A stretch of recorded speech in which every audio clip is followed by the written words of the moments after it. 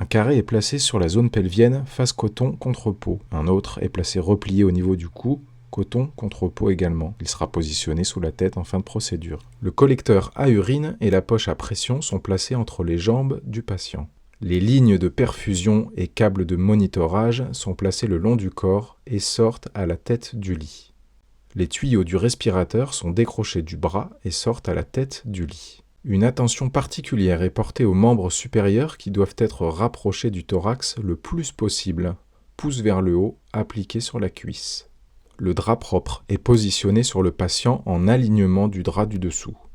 Le patient est alors descopé le temps de la manœuvre.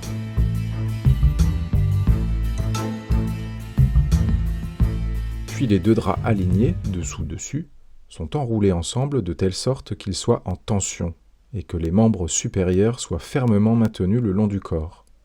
Plus l'ensemble enroulé est rigide, plus l'opération est aisée. Le sens du roulage du drap est en sens inverse de chaque côté du patient.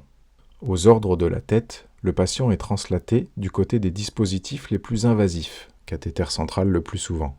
Aux ordres de la tête, le patient est placé sur le côté. Un temps de pause est marqué pour que le médecin à la tête se réorganise, prise en main de la sonde et des tuyaux.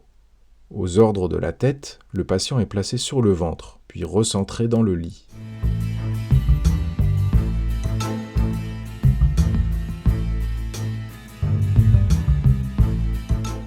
Puis il est rapidement rescopé.